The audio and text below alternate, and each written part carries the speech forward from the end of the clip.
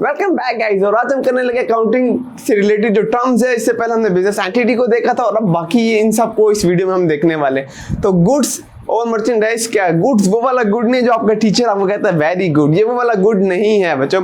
Good का मतलब यहाँ पे ये है कि आप कुछ ना कुछ क्या कर रहे हो, खरीद रहे हो। आपको कोई ना कोई प्रोडक्ट है, आप वो पहले खरीदते हो फिर इसको रीसेल करते हो। तो इस पर्पज से जो भी चीज आप खरीद रहे हो बिजनेस में, फिर उसको बेचोगे, पहले परचेज करोगे फिर सेल करोगे, उस चीज को क्या बोलेंगे? वो हमारे पास गुड्स है।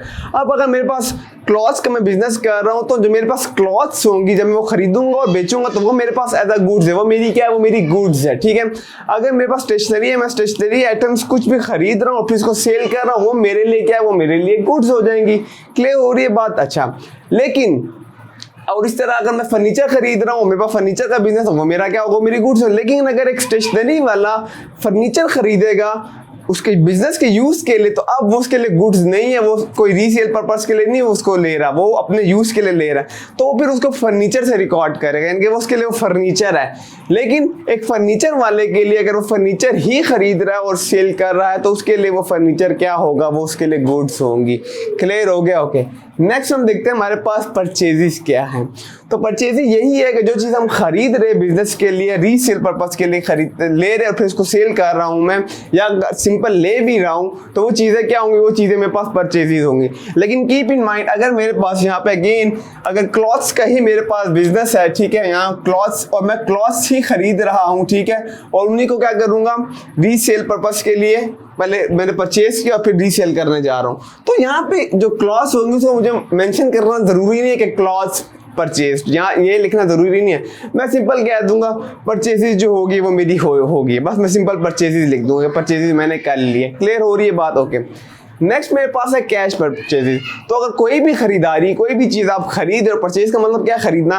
कैश पे ऑन द स्पॉट आपने कार खरीदी, मिस्टर एक्स से कार खरीदी, ठीक है, और ऑन द स्पॉट उसी तारीख को जो है जो वाई एक और पर्सन था उसने उसको उसी टाइम पेमेंट कर देता, कैश में पेमेंट कर दे 30 लाख रुपीज वो उसको अगर दे देता है, तो इसका मतलब क्या हो गया कि वो जो परचेज हुई है चीज वो कैश पे हुई है ऑन द स्पॉट। क्रेडिट का मतलब होता है, या परचेज ऑन अकाउंट का मतलब ये होता है कि आप चीज उधार पे खरीद रहे हो। क्रेडिट का मतलब उधार। तो उधार पे अगर मैं एक चीज खरीदूंगा, मैंने एक से अब की बार दोबारा गाड़ी खरीदी है को लेके, मैं उससे कहता हूँ यार मैं 3 महीने बाद आपको पेमेंट करूंगा, तो जो 3 महीने का गैप दे रहा हूँ यहाँ पर, 3 महीने के बाद ये जो वाई है ये एक्स को पेमेंट करेगा। इसका मतलब ये हो रहा है कि हमने एक डेट तय कर ली कि उस डेट को पैसे देगा। तो इस तरह की जो परचेज होंगी सिंपल है, तो क्रेडिट परचेज होगा उधार पे। क्लियर? आपको इन टर्म्स का लाजमी पता होना चाहिए सब, क्योंकि यही आगे क्वेश्चन में सब यही चीजें यूज होंगी। नेक्स्ट है मेरे पास परचेज रिटर्न। अब आपने कुछ ना कुछ सेलर से या अपने सप्लायर से कुछ ना कुछ चीज खरीदी थी, लेकिन उसमें कुछ ना कुछ डिफेक्ट था, हो सकता है थोड़ी बहुत डैमेजेस हुई हो। आपने 10 कुछ भी प्रोडक्ट खरीदी थी, मैंने 10 वॉच खरीदी, ठीक है, किसी से भी एक सेलर से मैंने 10 उससे जो है वॉचेस खरीदी, सॉरी 100 वॉचेस खरीदी, लेकिन उसमें जो 10 थी वो डिफेक्ट होगी। कितनी डिफेक्ट थी? 10। तो मैं इस 10 को क्या कराऊंगा? इसको वापस करा दूंगा। किसको? जो मिस्टर एक्स था, जो मेरा सेलर जिससे मैंने लिया था, जो मेरा सप्लायर था। तो ये जो बायर था, जो मिस्टर वाई ले लेता हूँ, ये अब क्या करेगा? इस सेलर को, ये जो सप्लायर है इसको क्या करेगा? ये 10 जो डिफेक्ट था जिसमें डैमेजेस हुई थी गुड्स, वो क्या करेगा? ये इसको रिटर्न कर देगा। और इस चीज को हम क्या बोलेंगे? परचेज क्या होगी? परचेज रिटर्न होगी। जो चीज हमने खरीदी थी वो हमने वापस कर दी। Very simple. और इसी तरह इसको रिटर्न आउटवर्ड्स भी कह सकता हूँ। दूसरी तरफ सेलर क्या रिकॉर्ड करेगा वो हम नेक्स्ट वीडियो में देखेंगे। अच्छा, नेक्स्ट है मेरे पास परचेजेस डिस्काउंट, और इसको मैं सेल डिस्काउंट भी मेरे पास, परचेज डिस्काउंट और या फिर सेल्स, जो सेल पे जो होगी मेरे पास डिस्काउंट होगी। ठीक है।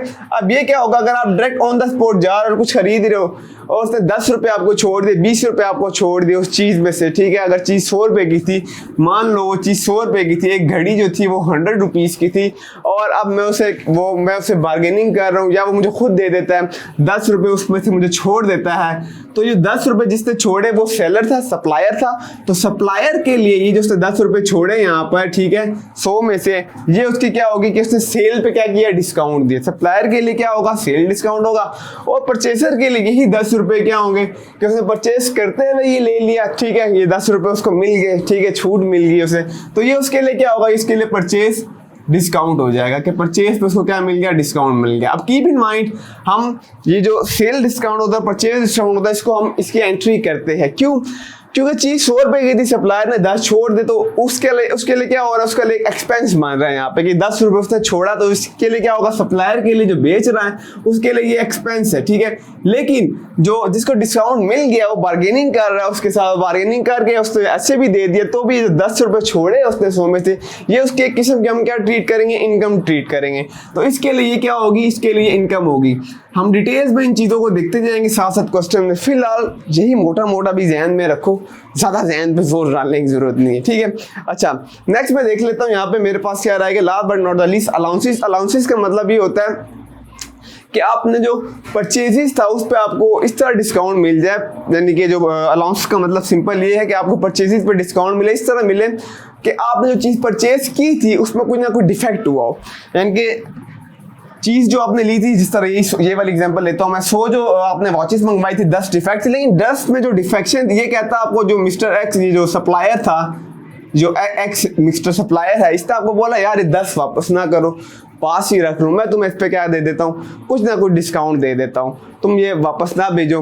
अगर तुमने एक में से एक घड़ी 10 रुपए की ली थी, ठीक है, तो ऐसे कह लो चलो ये जो 10 डिफेक्ट होगी, चीज़ें खराब पहुंची तुम्हारी तरफ, ये तुम 3 रुपए पर जो है वॉच ले लो, ठीक है। तो वो उसमें क्या कर देगा, जब 3 रुपए पर वॉच ले लेगा तो ये टोटल 30 रुपीज़ बन जाएगी, ठीक है। तो यहाँ पे उसको क्या कर दे, उससे उसको डिस्काउंट दे दे कि रिटर्न ना करो और चीज़ अपने पास रख लो। तो इस तरह का जो होगा वो भी क्या वाला, परचेज पे किस्म का डिस्काउंट हो रहा है, तो वो किस में आ जाता है, वो अलाउंसेस में आ जाता है। तो जो दे रहा होगा, ये जो आपको जो परचेज ले रहा है, कि जो परचेज पे डिस्काउंट ले रहा है, ठीक है, उसके लिए परचेज अलाउंस हो रहा है एक किस्म का, और जो दे रहा है इनके वो सेल पे उसको दे रहा है अलाउंस। तो मैं कह दूंगा उसको सेल पे क्या दे रहा है, उसको डिस्काउंट दे रहा है, ठीक है। सेल पे उसने उसको अलाउंस दे दिया, डिस्काउंट दे दिया, वेरी सिंपल। अब नेक्स्ट वीडियो में हम देखेंगे यही सारी चीज़ें, मतलब लेकिन सेल के साथ, ये भी जितनी भी मैंने पढ़ाई है परचेज के साथ ही, नेक्स्ट वीडियो में हम देखते हैं सेल से रिलेटेड जो भी सारी टर्म है। #पीस आउट, मिलते हैं नेक्स्ट वीडियो में।